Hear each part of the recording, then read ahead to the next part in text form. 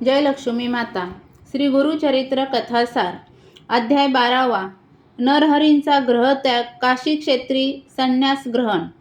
श्री गणेशाय नमः. सिद्धयोगी म्हणाले, नामधारक माताजींनी नरहरींना लहान वयात संन्यास घेऊ नका असे सांगितले. तेव्हा ते म्हणाले, मातोश्री, तुम्ही मला थांबायला सांगता, पण आयुष्याचा काय भरोसा. देह अनित्य आहे. मृत्यू त्याचा कुठे कसा घात करेल याविषयी काही सांगता येत नाही. म्हणून जोपर्यंत हा क्षणभंगुर देह साथ देत आहे तोपर्यंत धर्माने वागून पुण्यकर्म करणे हे प्रत्येक मनुष्याचे आद्य कर्तव्य आहे.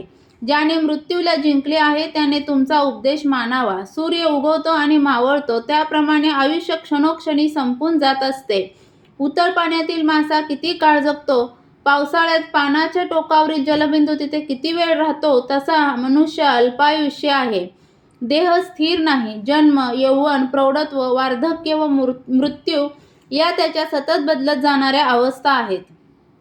सागराकडे धावणारी नदी पर्वताकडे परतून जात नाही, त्याप्रमाणे सरलेले आयुष्य परत मिळत नाही. ऋणकोला कर्ज दिल्यावर सावकार जसे दिवस मोजत असतो तसे यमराज अहर्निश दिवसागणना करत असतात. म्हणून आयुष्य किती मूल्यवान आहे हे ओळखून वेळी सावध व्हावे. प्रत्येक दिवस पुण्यकर्मांनी सार्थकी लावावा.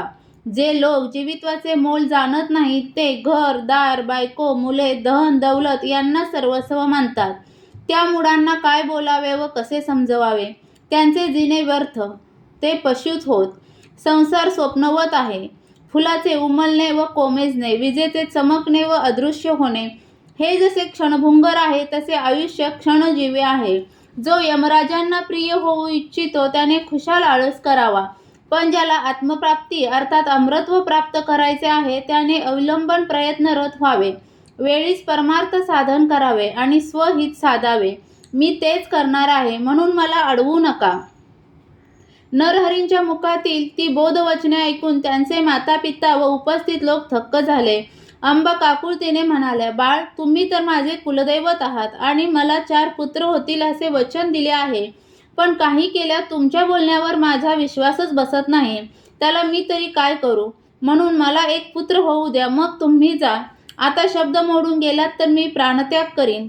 माझी एवढी इच्छा तुम्ही पुरवा. ते म्हणाले, एवढेच ना, मग मी वर्षभर इथेच राहतो. या अवधीत तुम्हाला 2 पुत्र होतील. त्यानंतर मला आज्ञा द्या. ते ऐकून अंबाला समाधान पावल्या. 7 वर्षांच्या नरहरींचे चतुर्वेदांचे अगाध ज्ञान पाहून विद्वान पंडितही आश्चर्यमुग्ध होत असत. मान्यवर आणि स्वतःला शास्त्री म्हणवणारे लोकही वेद शिकण्यासाठी त्यांच्याकडे येत असत. अशा प्रकारे त्यांची सर्वत्र कीर्ती झाली. हे त्यांचे असामान्य कर्तृत्व पाहून मातापित्यांना मोठे समाधान वाटत असे. काही दिवसांनी त्यांच्या माताजी गरोदर राहिल्या. 9 मास पूर्ण होताच त्यांनी जुळ्या पुत्रांना जन्म दिला. नरहरींचा शब्द खरा ठरला होता. त्यानंतर 3 महिने झाले. वर्षाची मुदत पूर्ण होताच नरहरी मातोश्रींना म्हणाले, तुमच्या इच्छेनुसार मी वर्षभर इथे राहिलो आहे आणि तुम्हाला 2 पुत्रही झाले आहेत. यथावकाश आणखी 2 पुत्र व 1 कन्या होईल.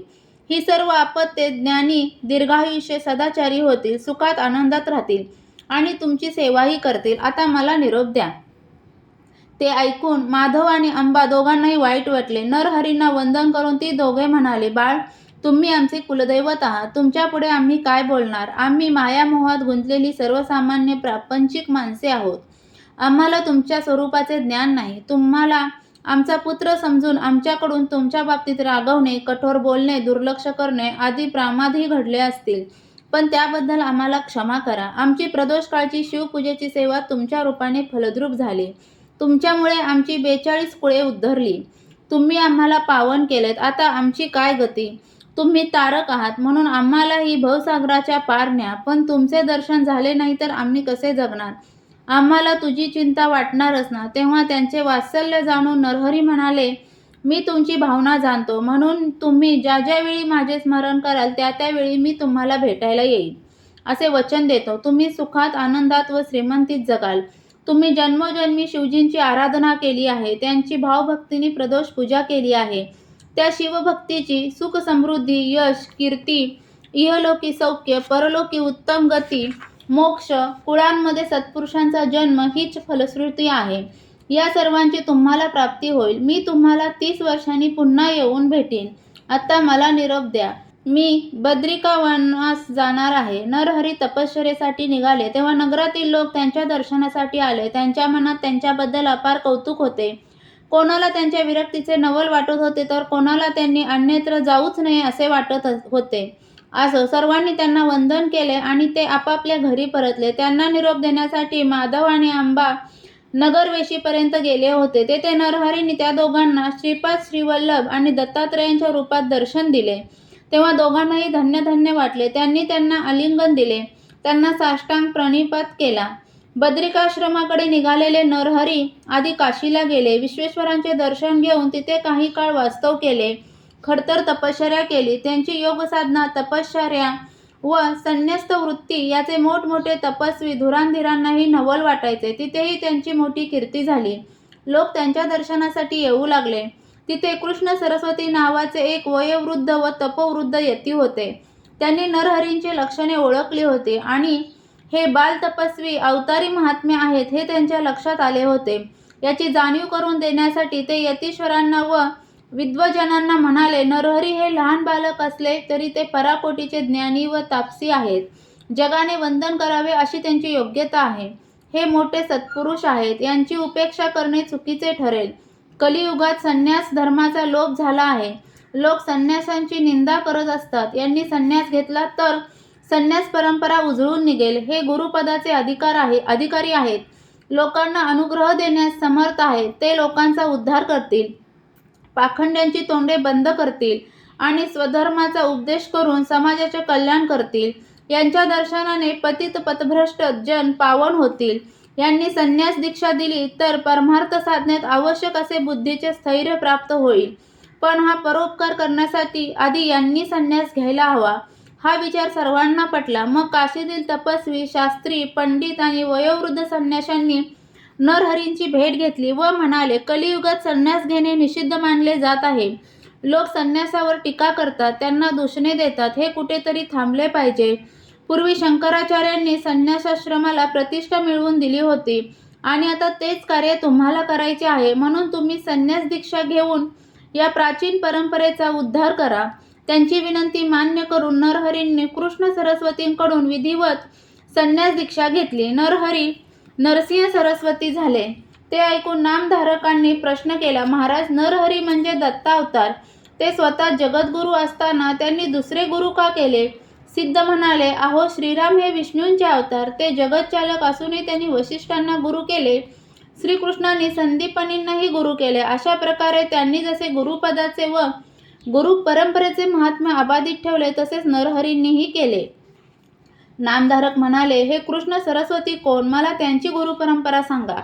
सिद्ध म्हणाले, त्यांचे मूळ गुरु भगवान शंकर. त्यांनी विष्णूंना उपदेश केला. त्यांचे शिष्य ब्रह्मदेव, त्यांचे शिष्य वशिष्ठ, या क्रमाने शक्ती, पराशर, व्यास, शुक, गौडपादाचार्य, गोविंदाचार्य, शंकराचार्य, विश्वरूपाचार्य, ज्ञानबोधगिरी, सिद्धिगिरी, ईश्वरतीर्थ, नरसिंहतीर्थ, विद्यातीर्थ, शिवतीर्थ, भारतीतीर्थ, विद्यातीर्थ, मलियानंद, देवतीर्थ सरस्वती, यादवेंद्र सरस्वती व त्यांचे शिष्य कृष्ण सरस्वती, अशी ही गुरु शिष्य परंपरा आहे.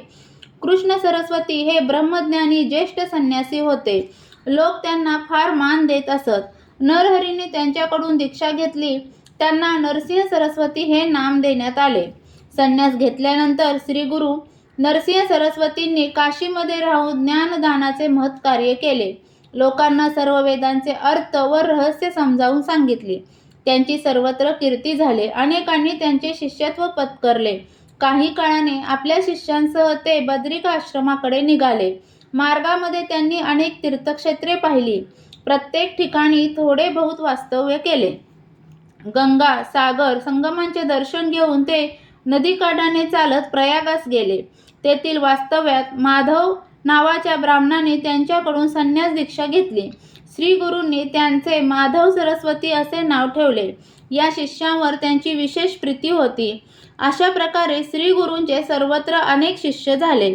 अध्याय 12वा समाप्त. श्री गुरुचरित्र कथासार यातील 12वा अध्याय वाचनाने किंवा ऐकण्याने मिळणारी फलश्रुती म्हणजे कर्तव्यपूर्तीसाठी केलेले प्रयत्न सफल होतील. म्हणजेच तुम्ही तुमचे कर्तव्य पूर्ण करण्यासाठी जर प्रयत्न करत असाल तर त्यामध्ये यश मिळेल. श्री गुरुचरित्र कथासार यातील अध्याय तुम्हाला ऐकायला आवडत असतील तर चॅनलला सबस्क्राईब करा, व्हिडिओला लाईक आणि शेअर करा आणि बेल आयकॉनचे बटन दाबायला विसरू नका, म्हणजे माझे व्हिडिओ आलेले तुम्हाला लगेच नोटिफिकेशन मिळेल. व्हिडिओ पूर्ण ऐकल्याबद्दल धन्यवाद.